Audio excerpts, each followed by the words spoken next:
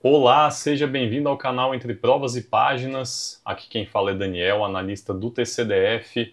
Hoje eu estou trazendo para vocês mais um vídeo do bloco 9 do CNU, bloco de regulação e agências reguladoras. Hoje um novo assunto para vocês, o assunto de falhas de mercado. A gente vai arrematar um pouco das coisas que a gente já viu aí de bens públicos, também algum aspecto aí de externalidades também que a gente já viu nos outros vídeos. Se você ainda não viu esses vídeos, passa lá para ver que está bem interessante a resolução de questões desses assuntos específicos. E vocês vão ver que as falhas de mercado vão englobar vários desses aspectos e outros também que a gente vai entender, como monopólios naturais e também o que é uma concorrência perfeita, enfim, várias características aí que podem vir numa questão um pouco mesclada, né? Como a gente vai ver essas questões aqui de hoje. Essas questões que abordam falhas de mercado geralmente abordam as falhas de forma mesclada, né? Não é somente um assunto, igual a gente viu nos bens públicos e nas externalidades. As falhas de mercado têm essa característica. A gente vai ver que a banca gosta de explorar várias ao mesmo tempo e é bom você ter claras ideias de cada uma para você poder resolver bem essas questões. Então, vamos lá. Hoje vamos fazer mais questões para o bloco 9 do CNU. Então, sem mais nem menos, vamos às questões. Então, estamos juntos mais uma vez aí, resolução de questões do bloco 9 do CNU. O assunto de hoje é falhas de mercado, um assunto também que é bem econômico, né? E que vai nos ajudar a nos preparar melhor para essa prova. Vou começar com vocês aqui com uma questão bem simples, que é da FGV de 2023, uma prova do Banestes para analista econômico financeiro. Então, uma questão bem simples, né? A gente vê aqui o comando. Pode-se mencionar os seguintes exemplos de falhas de mercado com exceção de. Então, a questão quer saber qual é a exceção aqui às falhas de mercado. Uma questão bem fácil, né? Se você for pensar, porque na letra A ele dá as externalidades, a gente sabe que as externalidades elas são falhas de mercado, né? Afetam a eficiência econômica e o equilíbrio de mercado também, então não é. Os bens públicos, a gente sabe que os bens públicos, eles são também falhas de mercado. Por quê? Daniel, por que o bem público é uma falha de mercado? A gente lembra o seguinte, o bem público ele é um bem não rival e um bem não excludente. Então pensa comigo, se você tem um bem que você não consegue excluir ninguém de você usar, então você não está impondo uma tarifa ali, não está excluindo alguém do uso dele, não está impondo o famoso pagou, usou, e também ele sendo não rival, ou seja, o consumo por uma pessoa não impede que outra consuma também. Se um bem é não rival e não excludente, que é o caso do bem público, por que algum agente privado ia querer ofertar esse bem para a sociedade? Simplesmente não vai valer a pena. Para o agente econômico, né? Para a coletividade valeria a pena. Mas o agente privado ele vai olhar para aquilo ali e vai falar: eu não quero ofertar isso, porque eu não vou conseguir ganhar dinheiro com isso, eu não consigo excluir ninguém de consumir, eu também, se uma pessoa consumir, não impede a outra de consumir, ele é não rival. Então, o agente privado ele vai pensar que não vale a pena ofertar aquele tipo de bem. Então fica aquele espaço no mercado, né? Aquele mercado incompleto que a gente chama. Então, os bens públicos eles são uma falha de mercado por conta disso, porque os agentes eles não querem ofertar bens públicos porque não vale a pena para eles. Então, os bens públicos de fato são uma falha de mercado. Então, não é essa a alternativa correta. Letra C, o monopólio. O monopólio a gente sabe também que é uma falha de mercado e aí é uma coisa que é mais fácil da gente visualizar, né? O monopólio é aquele cara que domina o mercado sozinho e ele acaba fixando ali o preço que ele gostaria de ofertar para os clientes.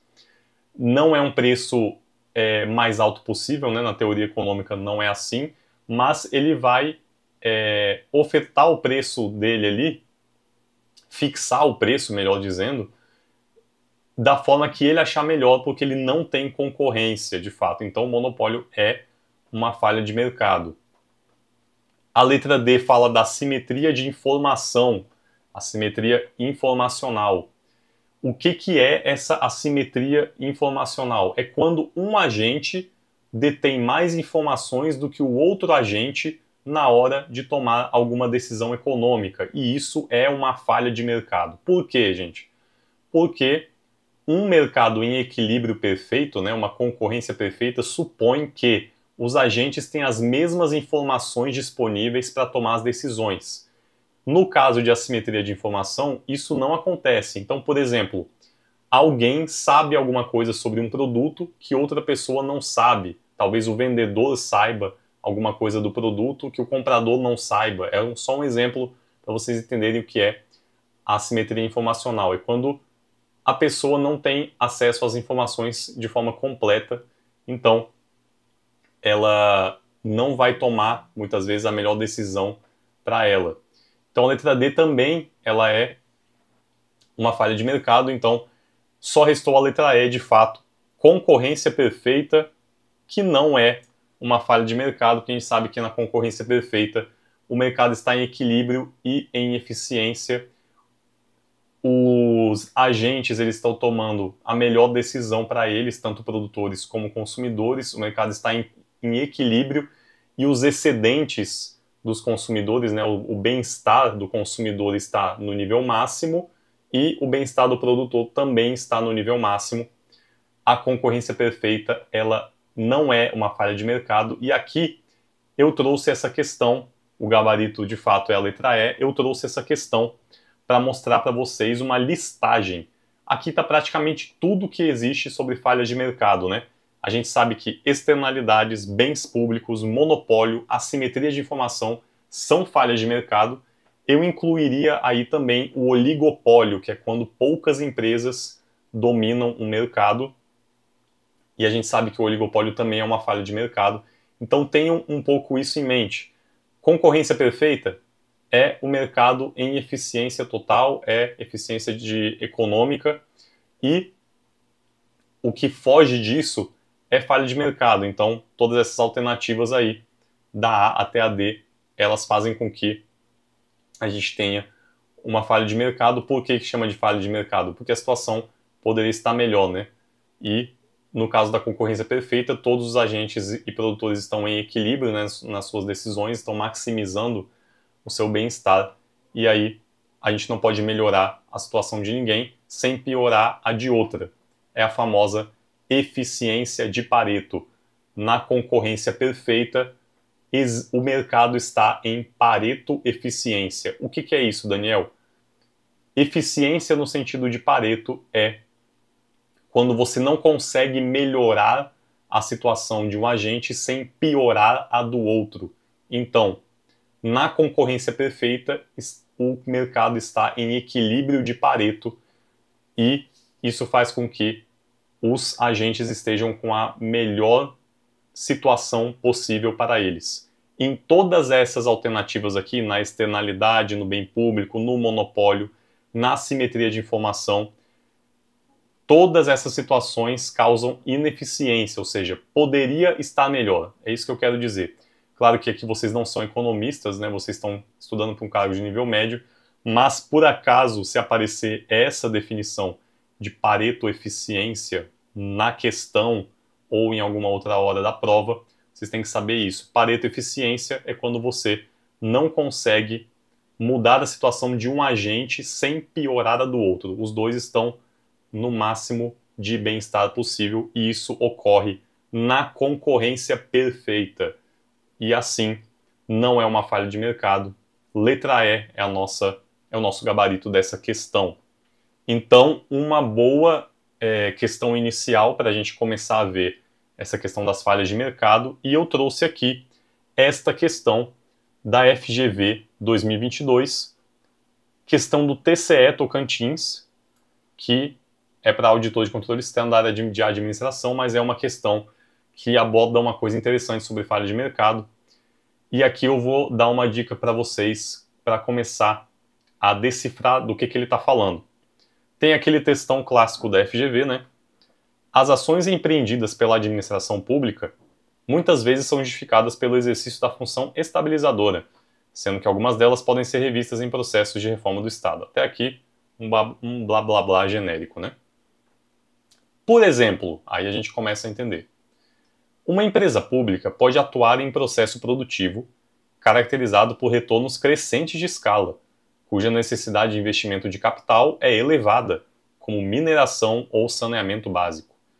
A partir do momento em que as condições de investimento e competitividade passem a ser compensatórias, a privatização da empresa passa a ser contemplada no processo de reforma. Ele contou uma história aqui. No fim das contas, o que ele quer? A justificativa para a privatização no âmbito da reforma, conforme descrita no enunciado, deve-se à mudança na falha de mercado conhecida como. Então, o que essa questão quer, afinal de contas? Ele está contando uma situação e essa situação mudou depois. Ele está falando, as condições de investimento e competitividade passem a ser compensatórias à atuação do mercado.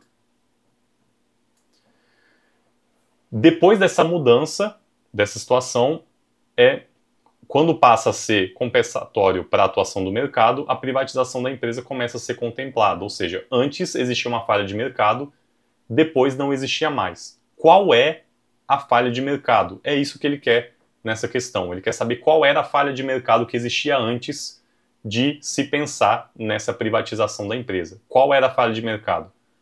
Nós temos aqui 5 alternativas e nós vamos entender o seguinte. Processo produtivo caracterizado por retornos crescentes de escala, cuja necessidade de investimento de capital é elevada. Pessoal, o que é investimento de capital? Investimento de capital elevado é aquele maquinário pesado, né, que você precisa para iniciar aquela sua produção, né, como ele está falando aqui, mineração ou saneamento básico. Imagina, por exemplo, para você que quer abrir uma empresa de saneamento básico. O que você vai ter que fazer? Se você, no belo dia, você fala assim, olha, eu quero abrir uma companhia de abastecimento. Vai ser meio difícil, né? Por quê? Porque primeiro você vai ter que construir todos os seus dutos pela cidade. Por quê? Aqueles dutos que já existem na cidade são da outra empresa. Se você quer concorrer com ela, você vai ter que construir os seus próprios dutos. A mesma coisa, uma empresa de energia elétrica, por exemplo. Se você quiser abrir uma empresa de energia elétrica aqui, você vai ter que disputar com a que já existe. A que já existe, ela já tem todos os postes colocados na cidade que você não vai poder usar. Você vai ter que colocar todos aqueles postes de novo para você iluminar a cidade. E parece até algo meio contraintuitivo, né? Você tentar iluminar uma cidade que já está iluminada. Não sei se vocês entendem o que eu estou falando. Então, gente, o que ele está falando aqui? Uma empresa que tem investimento de capital elevado, é o caso que eu te falei aí, você teria que construir tudo do zero. Você teria que construir todos os dutos de esgoto seus para tratar o esgoto para concorrer com a outra. Então, assim, você entende que empresas como mineração, saneamento básico, energia elétrica, água tratada, tudo isso de exemplo que a gente está dando aqui, parece meio contraintuitivo pensar em um concorrente para a empresa que já está no mercado, né? Justamente porque é muito caro para você entrar nesse mercado. Você vai ter que construir tudo do zero, como eu já falei. Então, o que está acontecendo aqui? Está acontecendo, de fato, um monopólio. Mas é um monopólio que ele é natural que ele seja um monopólio, entende? É daí que vem o nome, monopólio natural. Monopólio que a própria essência do negócio de saneamento básico, de mineração, vai ensejar um monopólio, porque simplesmente não tem como duas empresas atuarem na mesma coisa. Como eu estava falando para vocês, uma empresa de iluminação pública, para que vai ter duas? Entende? A rua já não está iluminada ali, você vai colocar outro poste ali para fazer concorrência? Quem que vai querer usar a sua empresa se você já tem outra que está prestando serviço de iluminação? Entende que esses serviços em que o investimento de capital é elevado, como mineração e saneamento básico, eles são monopólios naturais. E é isso que eu quero que vocês entendam, porque a justificativa para a privatização, no âmbito dessa questão, ela se deve à mudança na falha de mercado conhecida como, letra E, monopólio natural. Essa é a nossa resposta, o nosso gabarito. Então, o que ele está dizendo aqui, era um monopólio natural, e a partir do momento em que as condições de investimento e competitividade passem a ser compensatórias à atuação do mercado, eles pensam em privatizar. Então, essa é a falha de mercado conhecida como monopólio natural.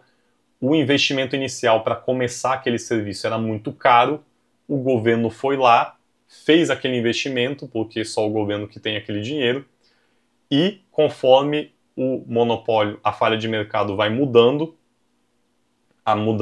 existe essa mudança na falha de mercado do monopólio natural, e a privatização da empresa passa a ser contemplada no processo de reforma do Estado. Então, toda essa explicação para vocês entenderem melhor o que é um monopólio natural e, de fato, é a letra E, que é o nosso gabarito aqui da questão. Então, monopólio natural, investimento altíssimo para iniciar, geralmente investimento de capital, custo fixo, que é o custo do maquinário, né, muito elevado para entrar no mercado, é monopólio natural. Então, fique atento para essas questões. Pessoal, mais uma questão aqui da FGV 2022, da Cefaz do Espírito Santo. A existência de falhas de mercado aponta que a alocação de mercado não é eficiente no sentido de Pareto. Como eu falei para vocês, eficiência de Pareto é quando você não consegue melhorar a situação de alguém sem piorar a do outro. Então, se você não consegue melhorar alguém sem prejudicar o outro, você está em eficiência no sentido de Pareto, porque todos estão na melhor situação possível. Então, aqui ele fala, dentre os exemplos de falhas de mercado e suas características, não é possível apontar. Então, aqui, mais uma vez, ele quer algo que não seja falha de mercado, né? Então, a gente vai ter que tentar identificar aqui nessas alternativas. Letra A, assimetria de informações, quando uma das partes envolvidas na transação detém dados não observados pela outra parte. Não é o nosso gabarito, a gente sabe que assimetria de informação é uma falha de mercado. Quando alguém tem alguma informação que o outro não tem, o mercado não está em eficiência e equilíbrio. Letra B, existência de bens públicos, visto que o setor privado não poderia impedir o consumo parte de free riders. Pessoal, isso aqui é um termo interessante também. Free riders, o que seria? São caronas, né?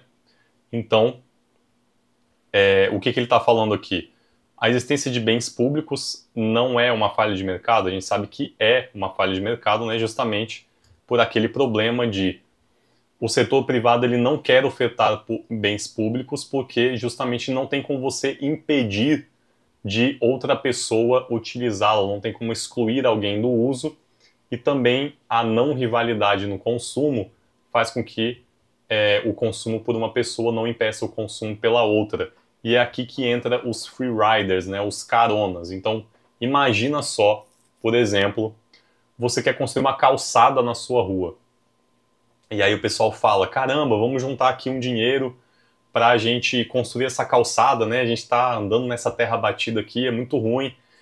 Então, a gente se reúne. Só que aí um morador da rua, ele pensa, pô, não vai dar para ninguém cobrar o uso dessa calçada aqui, então eu vou ficar de boa aqui, não vou pagar, que aí eu vou poder usar a calçada do mesmo jeito, eu não vou contribuir e ninguém vai poder me excluir aí do uso da calçada, então eu não vou pagar não. Só que aí ele pensa isso e o vizinho do lado dele pensa a mesma coisa, o outro vizinho do lado pensa a mesma coisa, o vizinho do final da rua também pensa a mesma coisa, justamente porque todos pensam que, pô, se eu não vou ser excluído do consumo, vou poder usar do mesmo jeito, então eu não vou pagar não.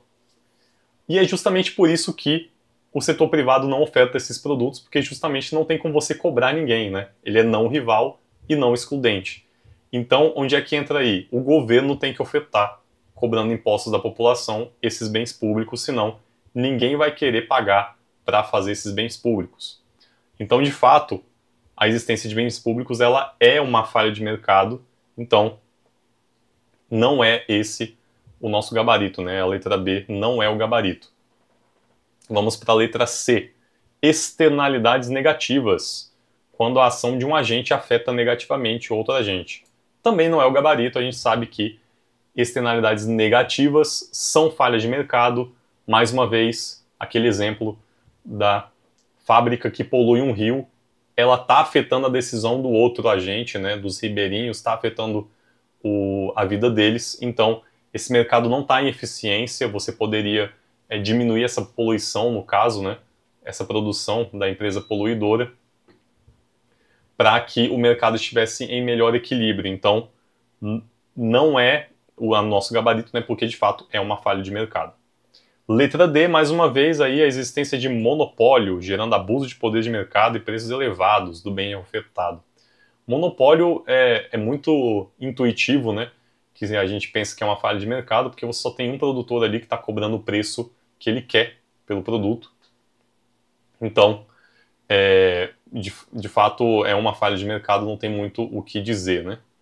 E só sobrou a letra E, que fala de mercados com número suficientemente grande de empresas, sendo que nenhuma, isoladamente, consegue influenciar o preço. O que é isso aqui, gente? É a famosa concorrência perfeita. Letra E é o nosso gabarito, porque não é um exemplo de falha de mercado a concorrência perfeita. Por quê que a letra E ela é um exemplo de concorrência perfeita? Porque é justamente as características da concorrência perfeita que ele está elencando aqui. Na concorrência perfeita você tem grande número de empresas, né? Porque não é um monopólio e não é um oligopólio, então de fato é um número suficientemente grande, né?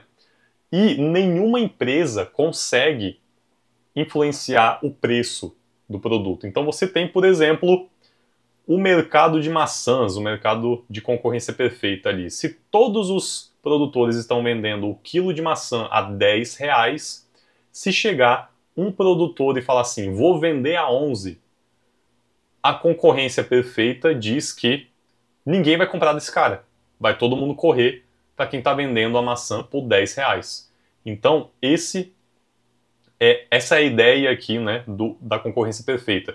Você tem grande número de empresas e nenhuma delas consegue influenciar o preço, porque nenhuma delas é grande o suficiente em tamanho, né, de por exemplo, um monopolista que conseguiria influenciar o preço. Então, essas são as características da concorrência perfeita, e a concorrência perfeita ela não é uma falha de mercado.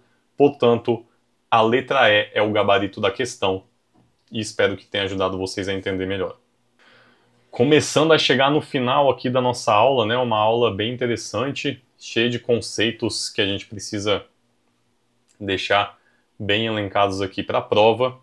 Mais uma questão aqui da FGV, TCE Tocantins, auditor de controle externo, é da área de economia, mas é uma questão que eu acho que tem um nível de profundidade razoável para uma prova aí do CNU.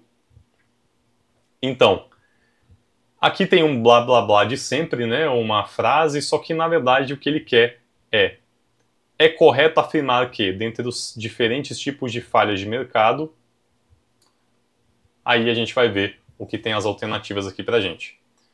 Letra A. O governo pode responsabilizar-se diretamente pela produção de um serviço referente a um setor caracterizado pelo monopólio natural. Gente, o exemplo que eu dei para vocês lá da mineração e do saneamento básico é basicamente isso, né? Como o serviço é um monopólio natural, né? Imagina você ter que cavar a cidade inteira para você fazer aqueles dutos de água, de esgoto, enfim, para poder oferecer o saneamento básico para a população. É basicamente essa definição que ele está falando aqui. O governo, de fato, ele pode se responsabilizar diretamente pela produção de um serviço caracterizado pelo monopólio natural, porque monopólio natural exige grande investimento, massivo investimento em capital nesses custos fixos, né? O custo que vai ficar ali para sempre, que é o duto, por exemplo, no caso do saneamento básico. Então, É aquele mesmo exemplo que a gente viu na outra questão, em que o governo ofertou o monopólio natural, depois que o negócio já estava mais estabilizado, ele privatizou a empresa, porque de fato ninguém tem esse capital massivo aí para abrir uma empresa nessas áreas de monopólio natural, de mineração, de saneamento básico, enfim, de todas essas questões, né? Então, na letra A, a gente já encontra o gabarito, né? O governo de fato pode se responsabilizar por essa produção, e a gente vai ver agora por que essas outras alternativas estão incorretas, né? A letra B, o princípio da exclusão no consumo de bens públicos torna a solução de mercado ineficiente, exigindo a participação governamental. Gente, aqui tem uma contradição, né, nessa alternativa. O princípio da exclusão no consumo de bens públicos. A gente sabe que os bens públicos, eles são não excludentes. Então eles não têm esse princípio da exclusão, você não consegue excluir alguém do consumo. Então, de fato, essa alternativa não está correta, né? Ela está contradizendo a própria definição de bem público. Então, a gente descarta essa alternativa. Letra C. A presença de assimetria de informações de mercados incompletos não é considerada falha de mercado? A gente sabe que é, né? De cara a gente já descarta essa alternativa. A assimetria de informações e mercados incompletos, elas são falhas de mercado. E o que ele está falando aqui de mercados incompletos, né? É um pouco do caso dos bens públicos e do monopólio natural, né? Ninguém quer ofertar alguns tipos específicos de mercado, né? Alguns tipos de mercados os agentes privados não querem ofertar os bens. Os bens públicos são um exemplo. Então, o governo tem que entrar aí e preencher essa lacuna vazia aí do mercado, né? Por exemplo, o exemplo da companhia de água, por exemplo. O governo entrou ali, investiu e fez aquela companhia. Então, ele está suprindo ali um mercado incompleto. O mercado incompleto é uma falha de mercado também. E a letra C está incorreta. Letra D. A existência de externalidades positivas justifica a intervenção do Estado por meio da imposição de multas ou impostos como forma de desestímulo à sua produção. Gente, essa questão aqui, essa alternativa, ela estava indo muito bem, até dizer que vai impor multas ou impostos como forma de desestímulo à sua produção, mas a pessoa está tendo uma externalidade positiva, né? Então não faz muito sentido isso aqui, né? A gente tem que também ser sagaz aqui na interpretação de texto, porque ele está falando que externalidade positiva tem que ser desestimulada. Então a gente sabe que isso não é verdade. O governo ele dá subsídios, né? Ele deveria aumentar essa produção de externalidade positiva. Então, de fato, essa alternativa também está incorreta. Letra E, por fim, e uma alternativa um pouco mais confusa, né, que eu vou tentar explicar para vocês. A produção de bens públicos puros requer o caráter meritório como justificativa à intervenção governamental, ao ofertar o excesso de demanda não suprido pelo setor privado. Gente, muita calma aqui. Vou explicar também essa definição. O que é caráter meritório? O que é um bem meritório? A gente sabe que um bem público ele é não rival e não excludente. A gente sabe que eles têm essas duas características, não rival e não excludente.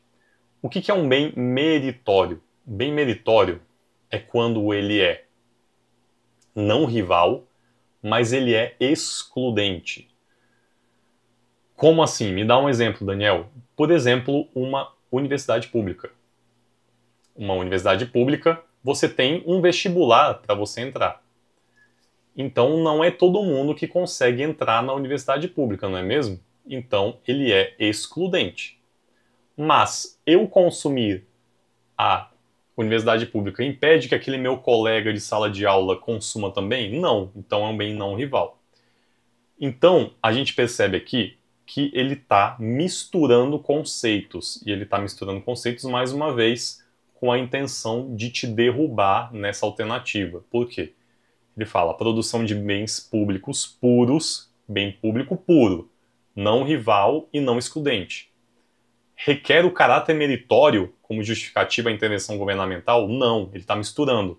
O caráter meritório é ele ser não rival e excludente. Então, basicamente, ele está misturando as coisas aqui.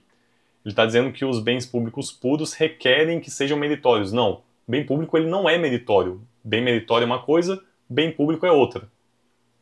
E aí, ele está falando, né, ofertar o excesso de demanda não suprido pelo setor privado. Por que ele está falando isso aqui? A educação ele é um bem meritório, porque você pode ofertar a educação como não rival e excludente, né? Cobrando uma mensalidade, por exemplo, você torna aquele bem meritório. Você está fazendo um fator de excludência aí, cobrando uma mensalidade. Quem não pagou não usou, né? Só que o governo ele pode entrar numa intervenção governamental suprindo aquele excesso de demanda que existe da população que não é suficientemente atendido, né, pelo setor privado. Então, o que ele está falando aqui é basicamente o quê? Tem muita demanda por educação, o setor privado não contempla todo mundo, então o governo vai lá e preenche aquele vazio, né, aquele espaço. Mas ele está misturando os conceitos, mais uma vez. A questão está errada por causa disso. A produção de bens públicos puros requer o caráter meritório? Não. Uma coisa não tem nada a ver com a outra. Quer dizer, tem a ver, mas uma coisa é uma coisa e outra coisa é outra coisa. Bem público é diferente de bem meritório. Então, essa alternativa está errada e você conseguiria matar a questão também raciocinando lá na letra A, que o governo ele pode se responsabilizar pela produção de um serviço referente ao setor de monopólio natural. Então, letra A é o nosso gabarito. Vamos para a última questão, que eu sei que foi uma aula bem densa, né, mas é uma aula que vai ajudar vocês a entenderem melhor. E recomendo que vocês revisem também esses conceitos depois, para vocês ficarem cada vez mais afiados aí. Essa questão que eu estou trazendo aqui, ela é da FCC, ela não é da FGV. É de uma banca diferente, que tem uma pegada também de múltipla escolha, mas, Daniel, por que você está trazendo essa questão aqui? Por quê? Porque essa questão é muito boa, para a gente entender também os conceitos. Então, vamos abstrair o fato dela ser da FCC e focar aqui nos conceitos, porque você vai conseguir entender bem também o que é cada coisa aqui de falha de mercado. Então, é uma questão da FCC, concurso da Cefaz Pernambuco, auditor fiscal, uma questão que é bem de alto nível, né? Porque aqui eu trago questões de alto nível para vocês fixarem bem os conceitos que vocês já estão estudando. Então, o enunciado é bem simples, né? Fala: traduz a existência de falhas de mercado. Letra A. O suprimento de energia elétrica para a população é um exemplo clássico da falha de mercado conhecida como assimetria de informação? Não. Monopólio natural, né? Como a gente já está focando aqui um pouco nessa aula, suprimento de energia elétrica é um exemplo da falha de mercado, que é o monopólio natural e não assimetria de informação, né? Lembra mais uma vez, investimento massivo em capital, custo fixo muito elevado para você começar um negócio é monopólio natural. Não tem como você entrar algum concorrente seu e falar: vou concorrer com você agora para suprimento de energia elétrica. Então você fala: beleza, campeão, vai lá e constrói seus postes então na cidade toda. Você vai conseguir? Acho que não. Então é um monopólio natural. Então essa alternativa está incorreta e não é o nosso gabarito. Letra B. A presença de falhas de mercado não afeta a eficiência do sistema de preços? A gente sabe que afeta, né? A existência de falhas de mercado deixa o mercado em posição ineficiente no sentido de Pareto. Então, a letra B também não é o gabarito. Letra C. Externalidades positivas são produzidas exclusivamente pelo poder público. Também está incorreto. A gente sabe, voltando, por exemplo, aquele exemplo do apiário, né? O cara cria abelhas para produzir mel. Aí as abelhas vão lá e polinizam o pomar que é o pomar do vizinho. É uma externalidade positiva e esse exemplo básico, né, a gente já vê que não é produzido pelo poder público, não é produzido exclusivamente pelo poder público, né, como diz a questão, a alternativa. Então, não é a letra C. Vamos para a letra D. Comportamento de risco de um motorista após contratar da apólice de seguros é conhecido como seleção adversa. Não. Pessoal, aqui é um tema de assimetria de informação, né? O que ele está falando aqui?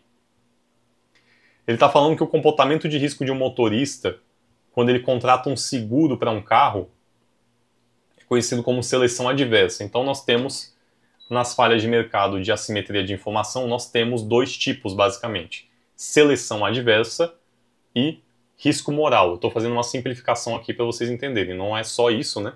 Mas, em essência, o que é cobrado em provas é isso, né? Seleção adversa e risco moral. Qual a diferença entre os dois?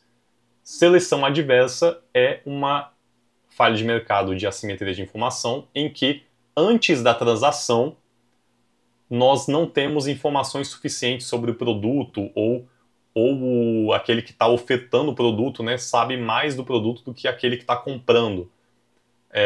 Por exemplo, um carro usado, né?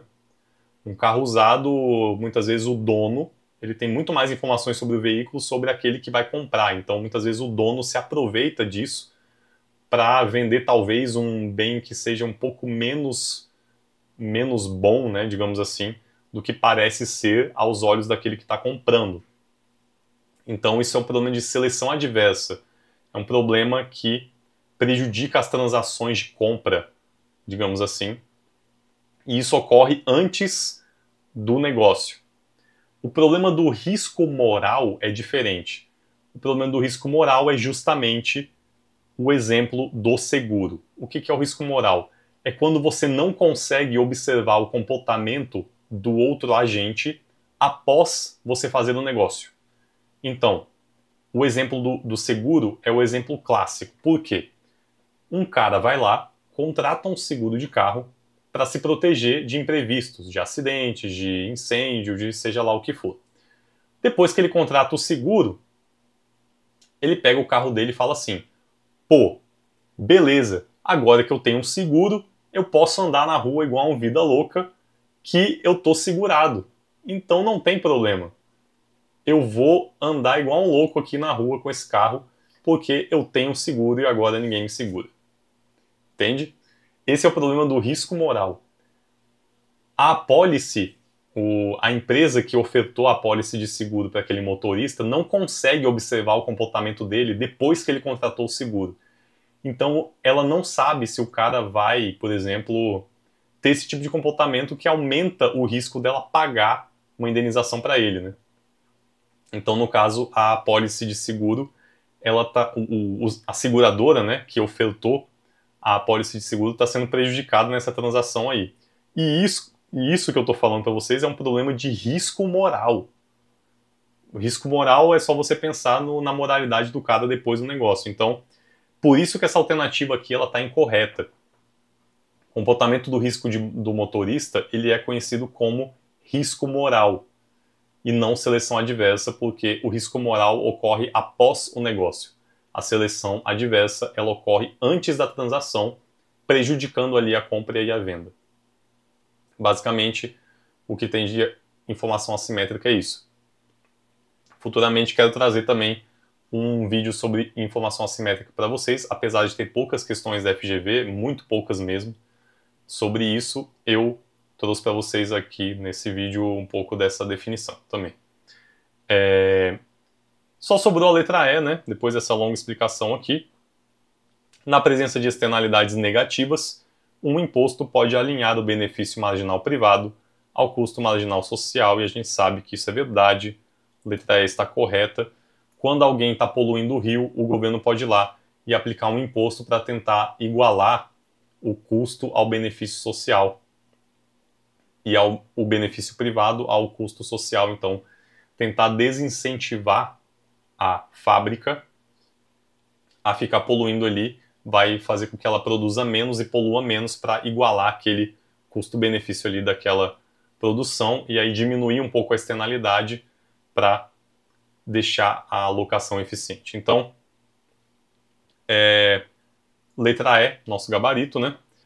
E finalizamos essa aula, né? Uma aula densa, uma aula de muitos conceitos, né? De falha de mercado, mas é um tema aí muito importante para a sua prova. Espero que você tenha gostado.